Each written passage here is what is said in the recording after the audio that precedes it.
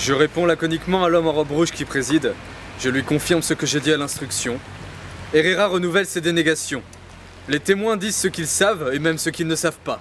Ils affirment nous avoir parfaitement vus où nous n'avons jamais mis les pieds.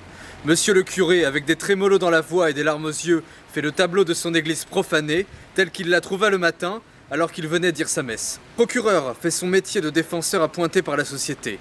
Il brode son réquisitoire sur l'événement criminel, souligne que le tribunal est en face de dangereux adversaires de l'ordre, pris presque sur le fait, que le chef de cette bande de malfaiteurs avoue cyniquement les faits du crime, que l'autre, le comparse, les nie, mais que les faits et les témoignages sont là, probants, incontestables. Que l'un et l'autre, enfin, méritent un châtiment exemplaire. Frappez-les, messieurs, ce sera justice. Là-dessus, nos avocats d'office mesurèrent le flot de leurs paroles sur le bas tarif de l'assistant judiciaire. Encore faut-il dire, surtout en ce qui concerne l'avocat, qui m'était échu, que leurs paroles sonnaient étrangement faux et plus désagréablement à mon oreille que la cloche fêlée du sel. Il prit un ton de fausset, aussi déplaisant que criard. Ses arguments ridicules sentaient l'avocaillon qui les donne parce qu'il faut bien qu'il trouve des excuses, même s'il n'en est pas. Je souffrais de l'entendre, et bien qu'il n'eût pas parlé longtemps, bien avant sa péroraison, je faisais des vœux pour qu'il en finisse au plus vite.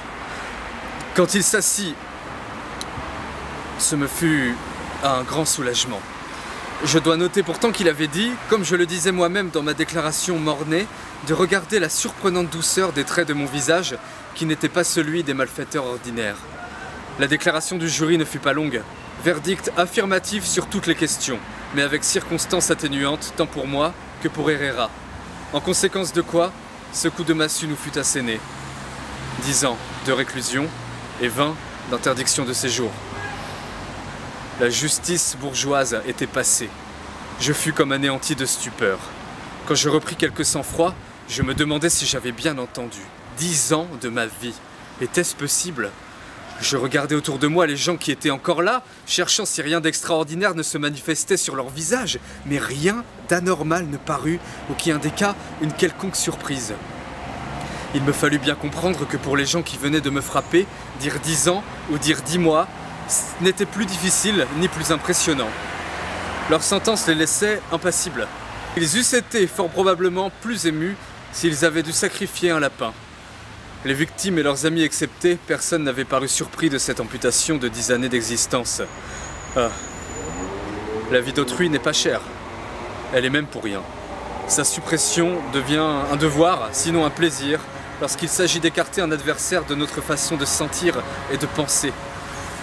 Sans les circonstances atténuantes du jury, l'échafaudé nous envoyait bel et bien, la conscience satisfaite, nous consumait à petit feu aux travaux forcés. Mais à l'heure de cette sauvagerie, je ne voyais rien qui dépassât ces 10 années de réclusion, aussi cruelles que la mort. Le transport des condamnés s'effectua à lente allure. 1 ou 2 journées entières n'étaient pas trop longues pour leur faire franchir 200 ou 300 km au chemin de fer. Pour peu qu'il y ait des correspondances, il fallait manœuvrer, décrocher et raccrocher le wagon spécial qui les emportait. On accédait à un tel wagon par une porte percée à l'un des bouts. Du seuil de cette porte s'abaissait, à l'arrêt, un escabeau desservant un couloir médian, de part et d'autre duquel s'alignaient des 3 compartiments qu'on pouvait prendre pour 2 rangées de cercueils de boue. Nous étions bientôt devant une énorme bâtisse sombre que de longs et hauts murs prolongeaient à droite et à gauche. Nous y pénétrâmes par une énorme porte cochère bardée de fer, au-dessus de laquelle je lus « Maison de force et de correction ». C'était là le seuil que je devais repasser que 10 ans plus tard si j'étais toujours vivant.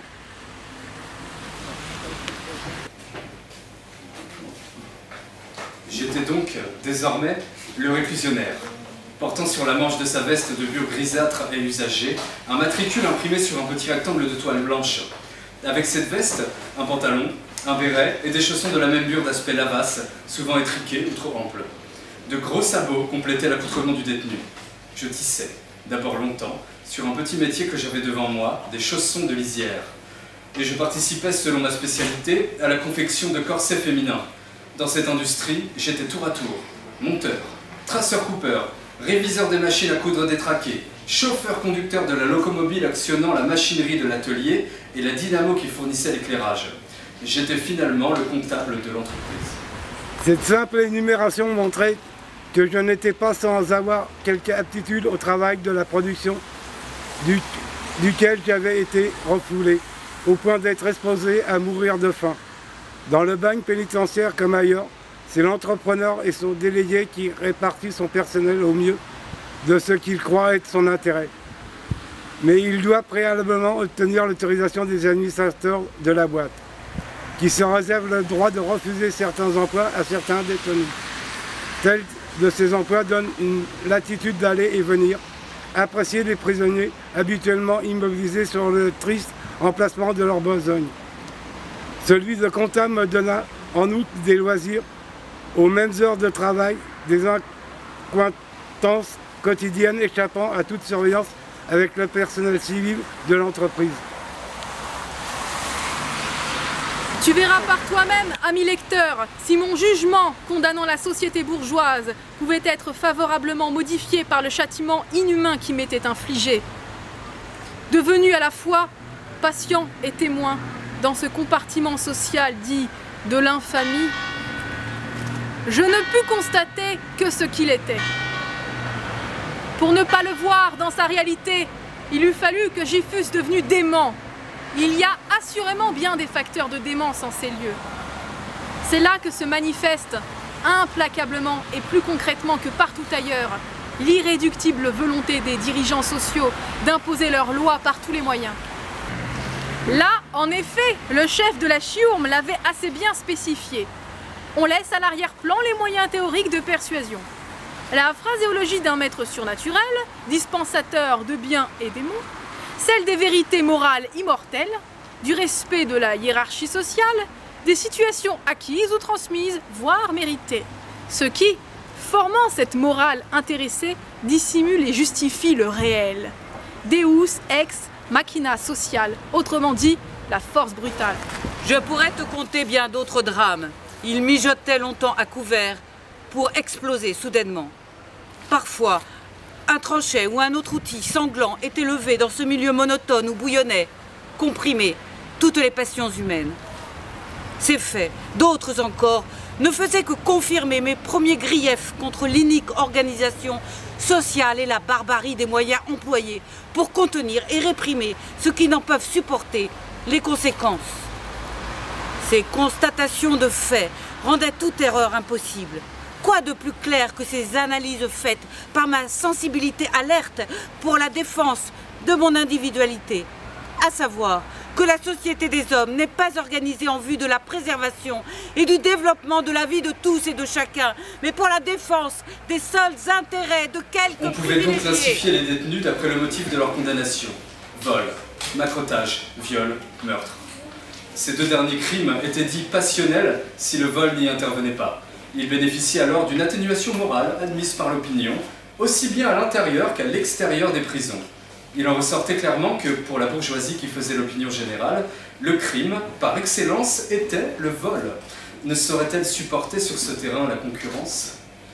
Toujours est-il que le vol rend crapuleux, selon l'expression des bavards du journalisme. Le crime qui ne le serait point sans ce mobile du vol. C'est pourquoi les voleurs sont les plus ouvertement méprisés de tous les détenus. Ils constituent la plus basse couche de l'abjection. Et s'il arrive de surcroît qu'ils soient de mentalité subversive à l'ordre social établi, ils sont tenus pour d'abominations personnifiées. Or, ce cas était le mien. Pourquoi es-tu là? J'ai saccagé une église. Combien as-tu pris? 10 ans. Pas possible. Ce n'était donc pas la première fois. Je suis anarchiste.